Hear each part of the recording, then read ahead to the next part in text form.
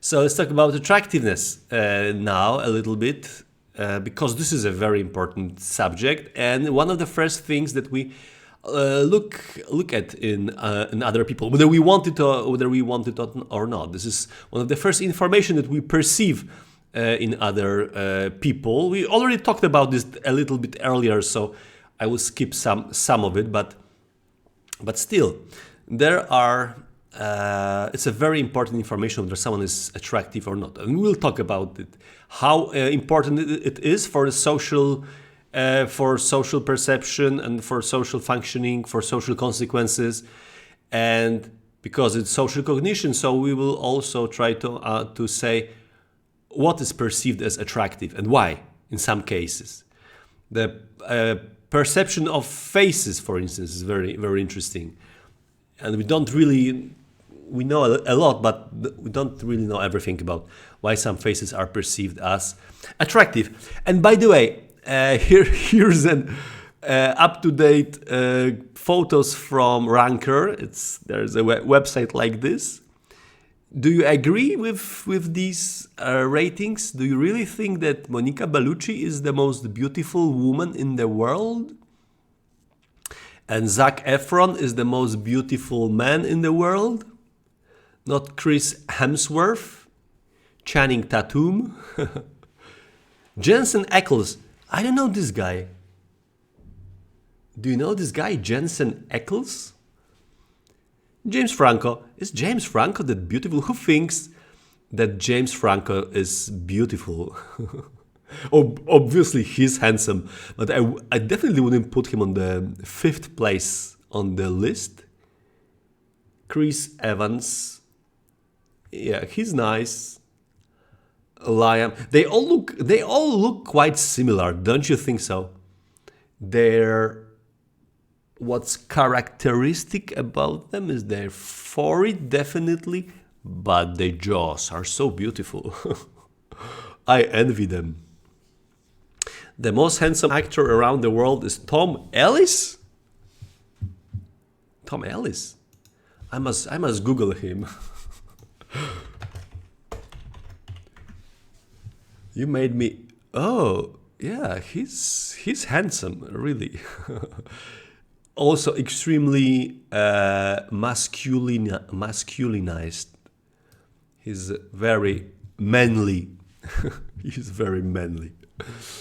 Is it good when you are very manly, when you are a man?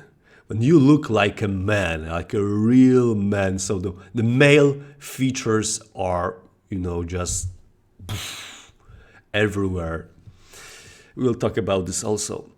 So you don't consider. Daria says no, never. You mean no, never to Zac Efron or to Monica Bellucci? Because I would say if you want to know my personal opinions, I really consider Monica Bellucci one of the top persons in the world, definitely.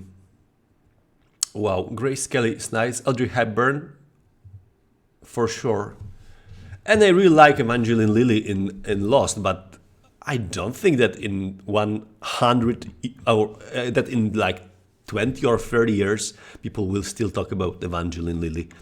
She's not that. She's not that iconic, I think. Never Zach. Audrey, there is something really special about Audrey Hepburn. She really is beautiful.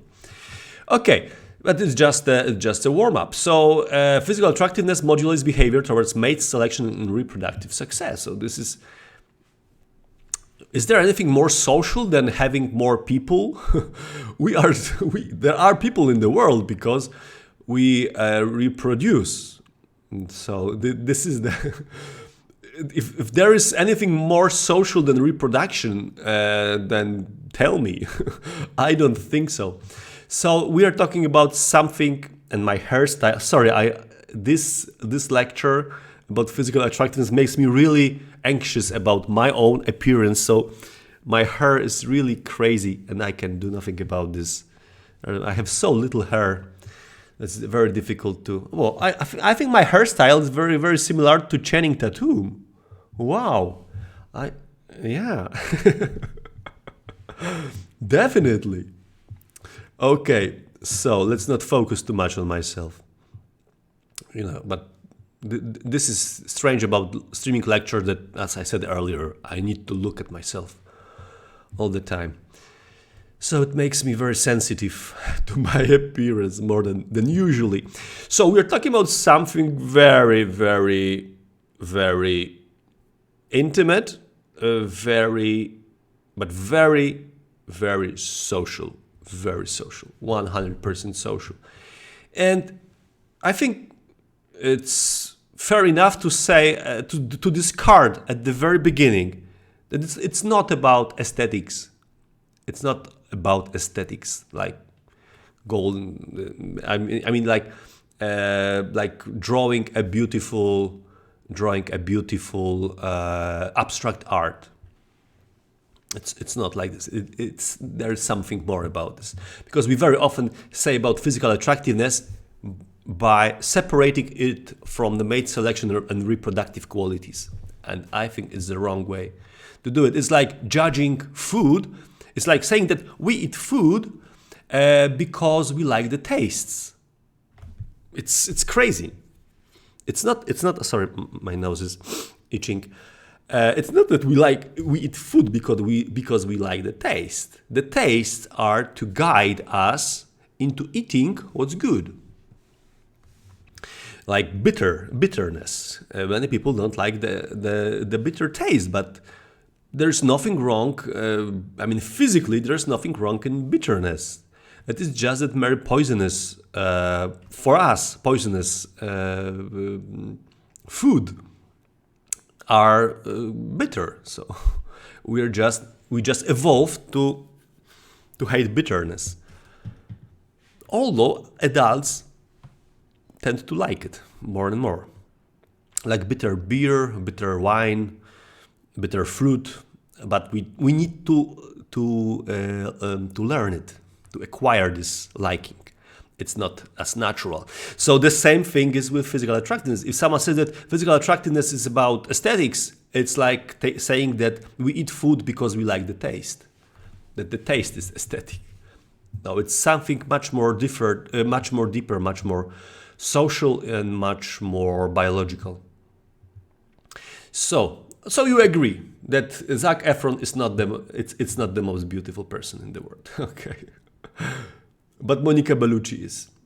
So could you give me five advices how to be more attractive?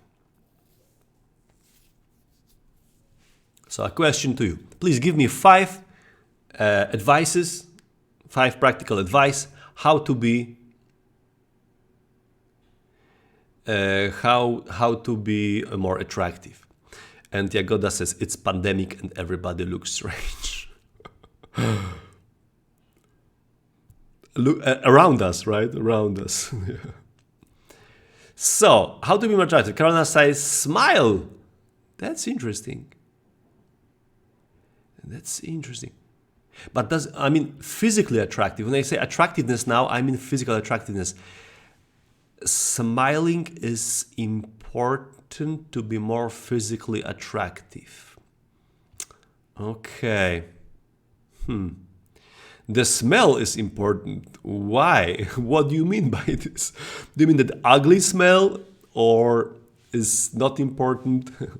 Depends on what gender we are. You can give advices to. If you think that there are gender differences, then tell me exactly which one seems the most important for men and which one seems the most important for women. Take care of hygiene. So, but this is very interesting again, Zosia says. Take care of hygiene to be more attractive. And you might combine it with the smell that Carolina mentioned. So physically attractive, it means hygienic, and not with and hygienic means without diseases, and without diseases means better at reproduction.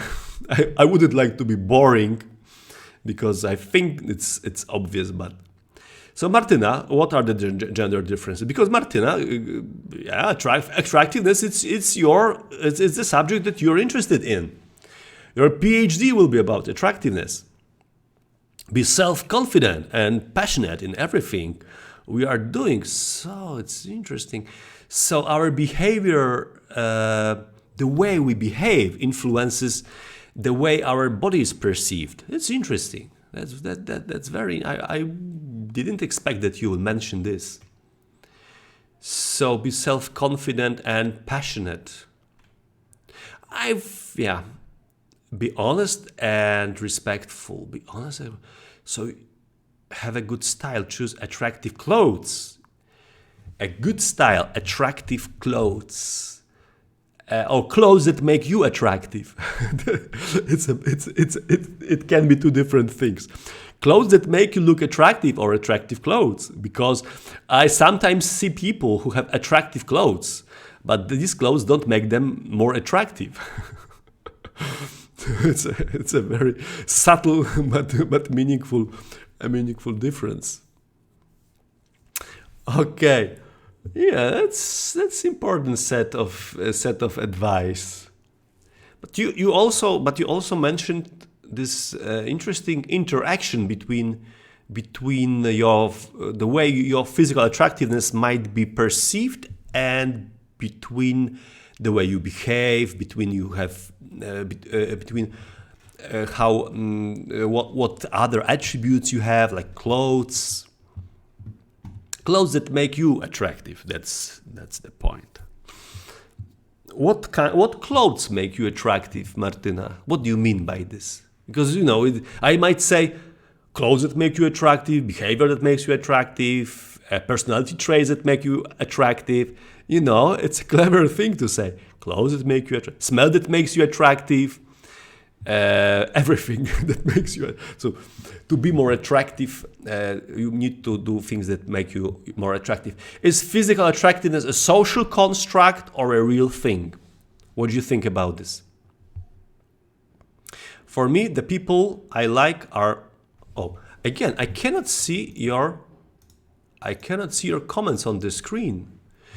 It's not a problem for me, it's a problem for people who will watch it later. They cannot see your stream. Probably it will burst in a moment with everything. So, for me, the people I like are more physically attractive, says Carolina. So you like people that are more physically attractive. Okay. Take care of your body by doing sports. So fitness. Okay, so fitness is attractive. I wouldn't like to boil it down again to to reproductive success, but it might be here. Is physical attractiveness a social construct or a real thing?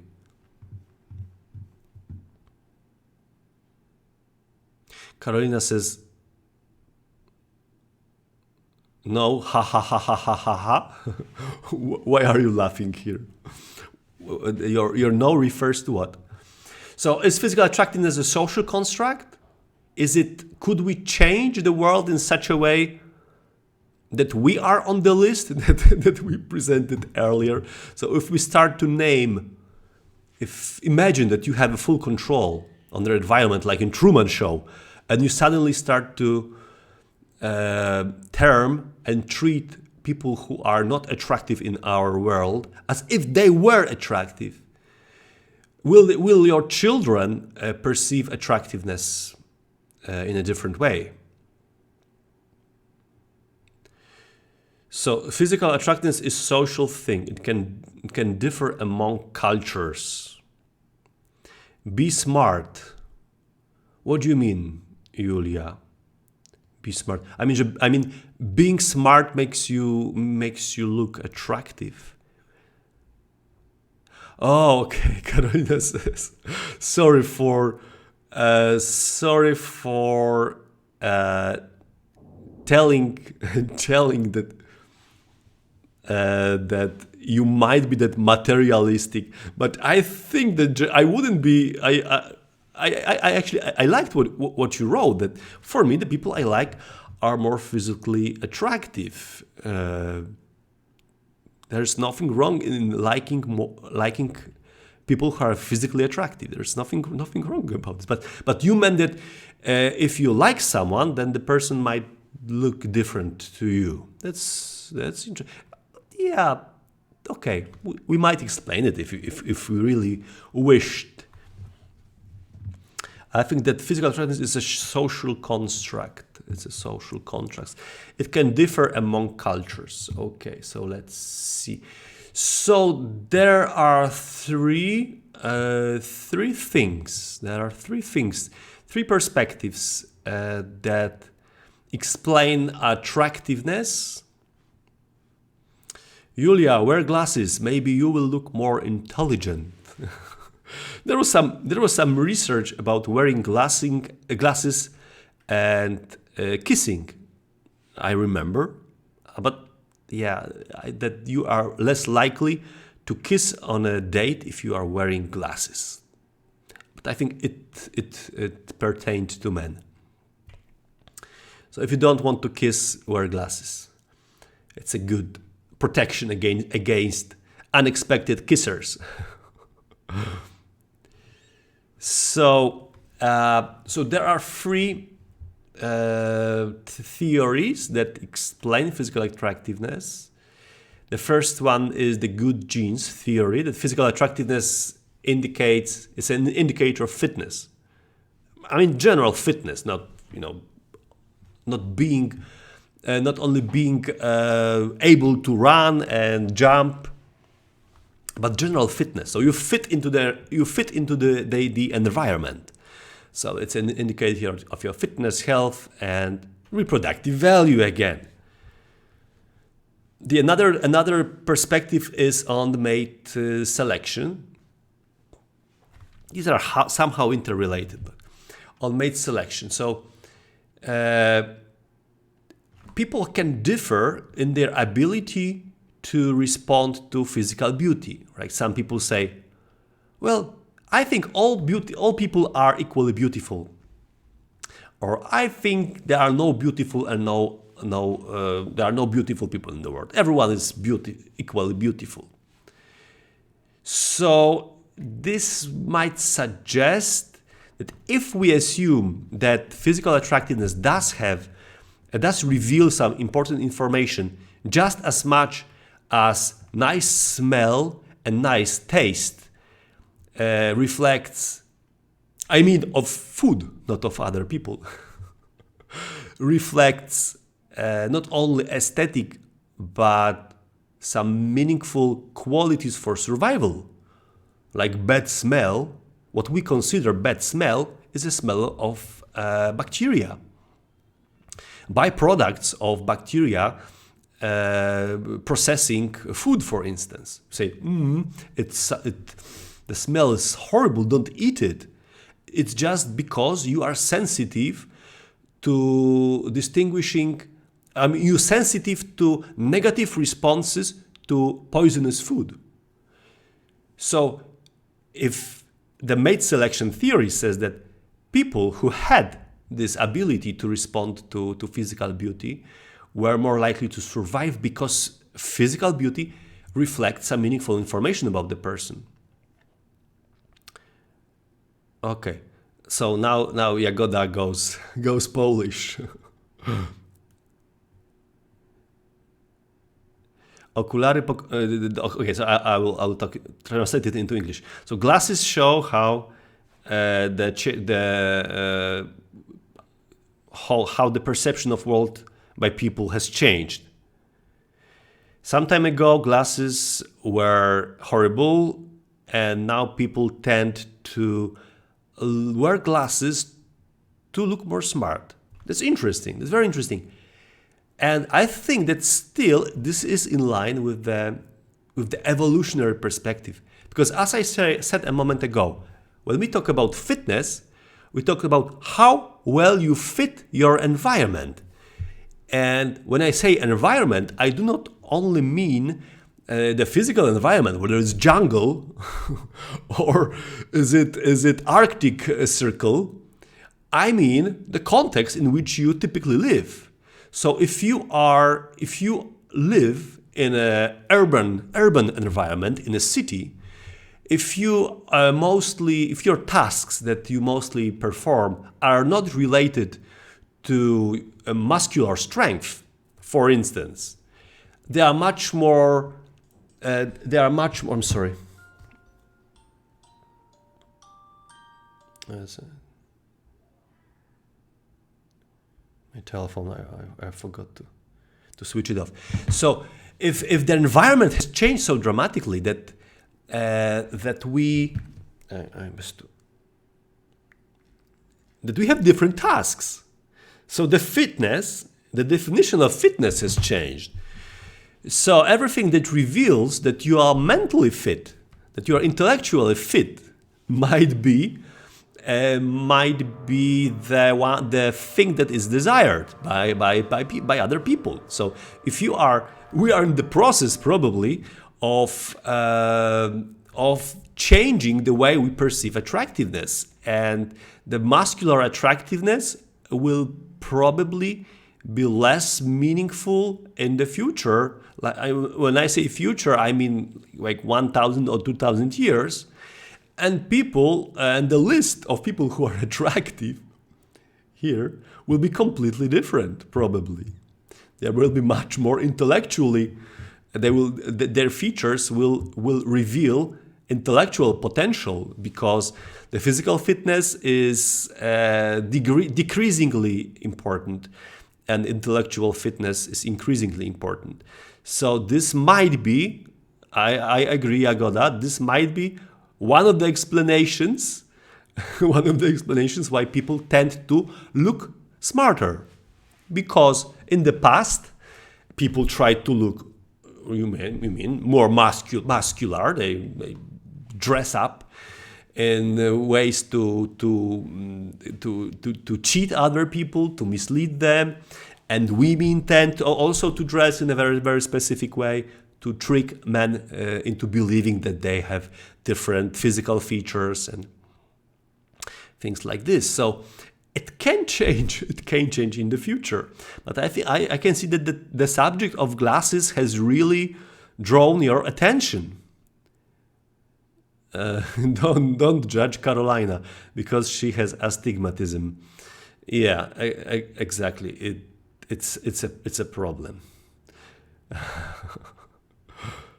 Yeah, the glasses are really they do really make you more intelligent. No question about that. And there's a third perspective which shows that parents have different engagement into their children if they are beautiful. That's horrible. I know. That's horrible. But this is not only what we see in people. I mean, we do, but this is what we see in animals. And in animals, it's cruel. Well, animal world is cruel. We tend to think that we tend to build the vision of the animal world based on our dogs, on our cats. It's not like this. Animals that live in the wilderness are extremely cruel. There's a lot of cruelty there. And the natural world is so much constructed. I mean, it's so much working at the verge of living or dying. It's on the verge of living or dying. If you make one mistake, you die. If you don't, you survive. And actually, each amount of energy, each bite of energy is essential for survival. I know it's quite difficult to understand it when we process and when we observe this world from our perspective of people living in 2020, when we have abundance of everything, when we have huge abundance of everything. It's not like that, this in the world. So animals have these instincts, and they might be much more motivated to invest their energy to some of their offspring, or if they had to choose, they choose the more beautiful offspring, the more attractive offspring. We don't do it in our world because our world does not ask us to do it. But if we had to do it, there would be probably also a tendency among men, among human beings. So the idea behind the socialization that you mentioned earlier is that cultural norms influence judgments and behavior, and social stereotypes shape reality, right? So we have social stereotypes, and they influence what the world looks like.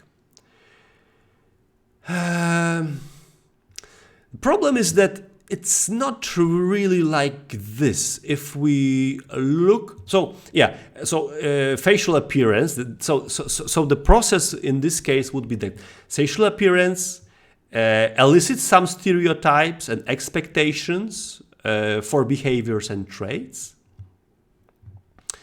of attractive or unattractive targets. These stereotypes or expectations result in different judgments and treatment of attractive and unattractive targets. So they would behave in a different way, and they would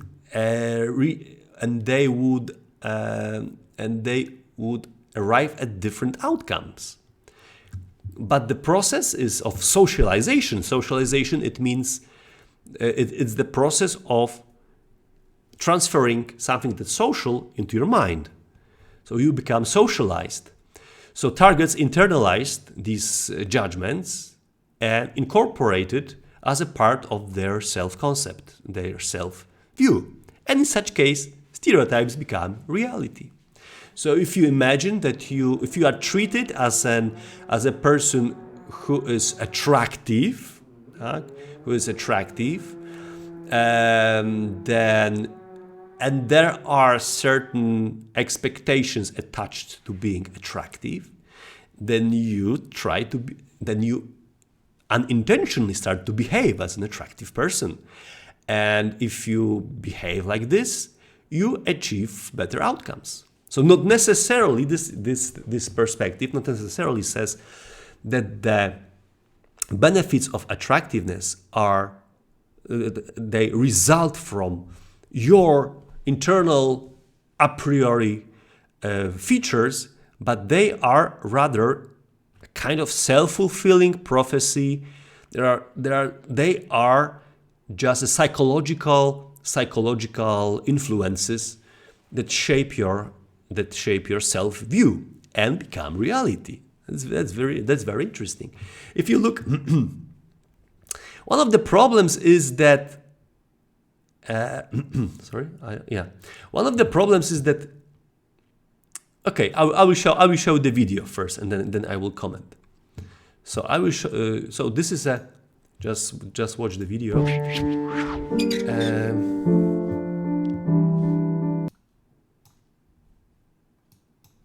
Sorry. So this woman sent an unaltered photo of herself to some people from all around the world, some Photoshop masters, and she asked them to correct in line with the most popular typical beauty standard. And this is what she received.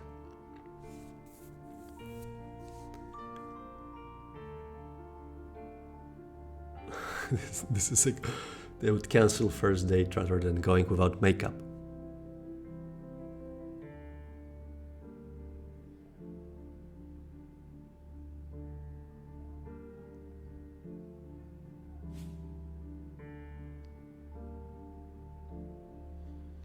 $474 days applying makeup. Can you imagine that women spend money that would buy you a car throughout their life? You can probably imagine, I don't.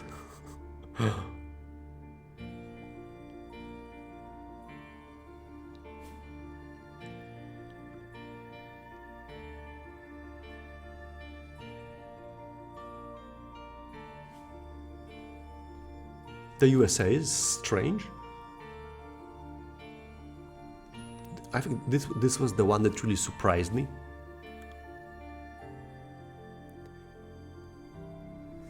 Okay, so and don't forget to subscribe. What were your impressions regarding this video? What were your impressions regarding this video? I think it's a very interesting video. What's your impression? When I watched this video, I had this impression that the author wanted to show that there is something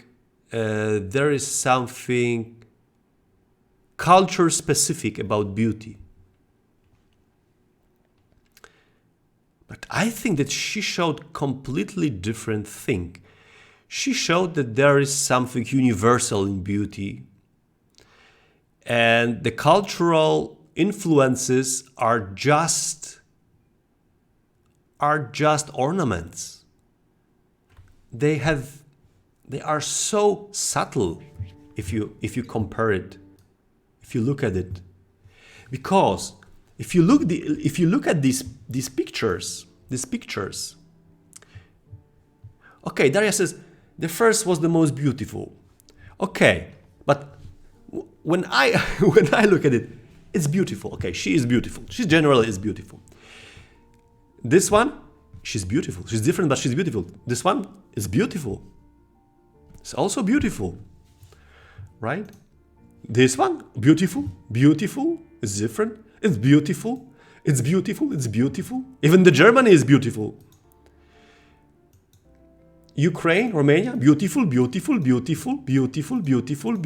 Each of them is beautiful. Come on, guys. Even USA is beautiful, although she looks a little bit strange compared to the others. Everything is beautiful. They all look beautiful. So there wasn't. I think I already spent that amount of money on makeup. Julia, you really made me curious about your appearances. I must Google you later. I think that each of us has his own ideal of beauty, and this is beautiful, says Martina.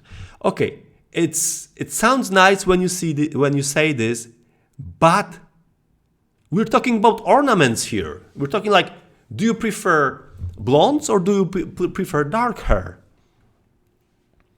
Do you prefer? I don't know whether I should carry on with examples, because yeah, you agree with Martina, but the problem is that it's not true.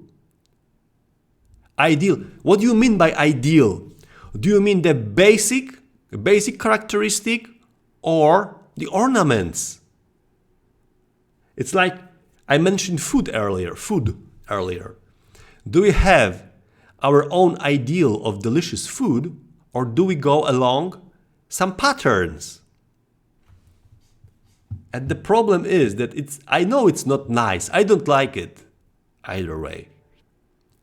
But research shows that there's very little arbitrariness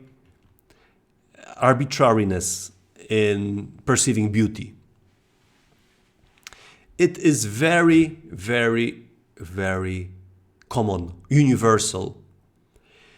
Although we can have our own preferences that shows, I like a little bit of this, I like a little bit of that, I like men that are more muscular, I like men that are a little bit less muscular, but there is very, very little variation above what's universal.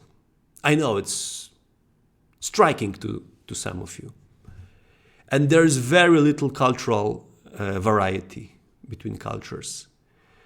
In such a way that, first of all, if you take people from one group, okay, let's take students, and I present to you like 100 persons, and I tell you which person is the most attractive.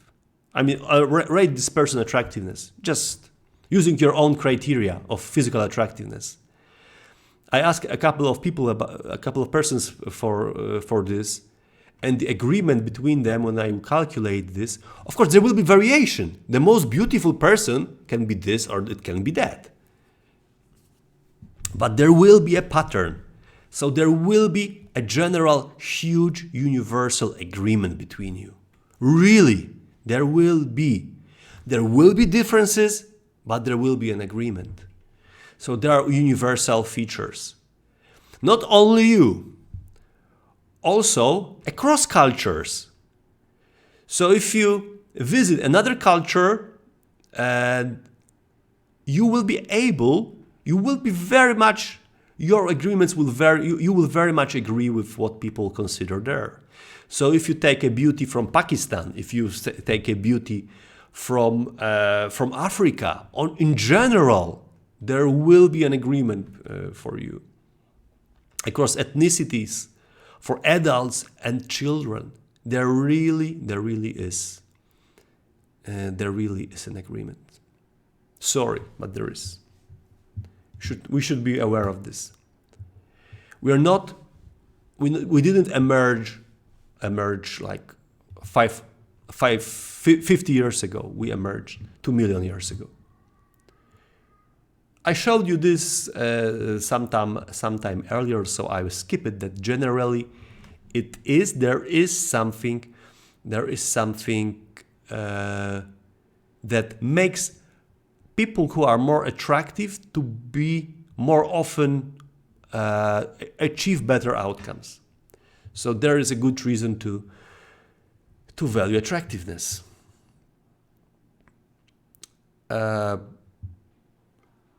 We also have this stereotype. Martina says, the difference is also when judging someone in the picture and in the face-to-face relation.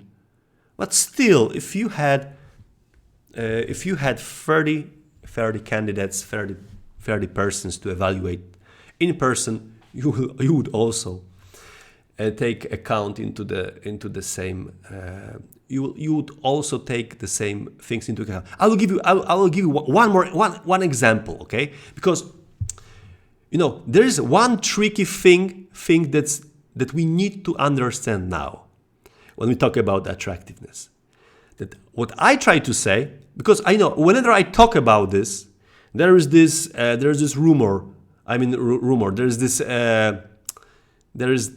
can see that people tend to say, oh no, it's differences that are beautiful. It all depends, right? But imagine that this, we need to take into account that when I say that there is something universal, then it's a very difficult argument when we discuss it. Because when I say that something is universal, it's probably something that you do not pay attention to. Okay? Because what we pay attention to is differences, not the universal features. So it's very difficult to get the idea, right? It's how much what's common is present in our life, because we don't see it. We don't pay attention to breathing. We don't pay attention to air as long as it is present around us. And if you look at these faces here, for instance, none of these faces, for instance, because this is what we will talk about later, none of these faces is highly asymmetrical. The first one was, I think that she initially, I think she was the picture where she's the most asymmetrical is this one. This eye perhaps is the matter of lighting. This part of the face, it looks a little bit different. I don't know whether this eye should be a little bit lower, like a a millimeter or two or things, and her mouth is a little bit curved, I think. So I agree that she's beautiful, of course, no question about it, but none of these Photoshop makers made any highly asymmetrical face. So there is a huge congruence, right? And here it's very, very symmetrical. So there is a congruence. There's something changed with her eye here. There is a huge congruence that symmetry, like this, yeah, no, they didn't change her eyes too much. That symmetry, that there is a huge agreement that symmetry is important. None of these pictures increased asymmetry. And when I say about the universal features of beauty, I'm talking about things like this. And of course, it's very difficult to pay attention to, because we pay attention to differences, not to similarities.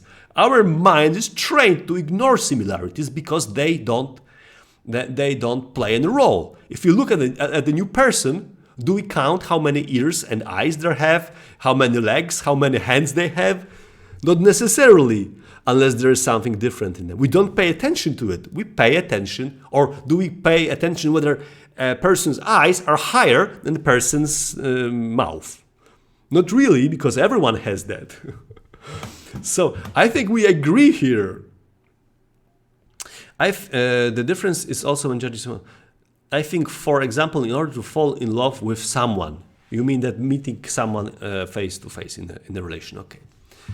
So I would like to leave you with this disturbed mood, and we will continue attractiveness during our next lecture. I would like to leave you with this disturbed mood. But I think it's a very interesting subject. And two things here are important that we mentioned and commented. One is that attractiveness is universal, but still, when we perceive other people, we perceive it and we treat it as highly individual. Why? Social cognition. Because we pay attention to differences and we don't pay attention to similarities, although we process these similarities. We do process these similarities, but they just don't go against our expectations, so they are not present in our consciousness. I agree, nobody likes ugliness in general, but I mean our first impression, something that attracts us to one person and not the other, who can be more attractive to someone else. Okay, but still, I think that we're talking about the second impulse. The first impulse is universal. The second might be different. If I were to use introspective, for instance, I prefer blonde color, for instance, but I really do think that Monica Bellucci, who's dark hair, is one of the most beautiful women in the world. But it's an ornament, right? It's just an ornament. It's not the main thing. So, yeah, okay. Let's finish with Monica Bellucci. You have any other comments? Any outrageous comments? It's not true. I don't like it. But please, we all are beautiful. Remember this. We all are beautiful. We are. Really. We are beautiful. Majority of us is beautiful. And as we will go into greater detail later, we'll see that it's not that easy. And especially when you think about beauty, because we evolved not to be happy, we evolved to survive. This is the main mechanism behind our behavior. So we might say, okay, so if attractiveness is so desirable, it means that it promotes happiness. Wrong. It does not promote happiness. It does a little bit. We did some research about this, but you can always think about. I always think about this, about Brad Pitt, right? Brad Pitt and Angelina Jolie. They are both so beautiful, and Brad Pitt said that their marriage was 11 years of hell. So you might think that, okay, if this person is so attractive, so insanely attractive, and he has an insanely attractive partner, then they need to be insanely happy. Wrong. It was 11 years of horror, terror, unhappiness. So we really should take into account the fact that when we talk about attractiveness,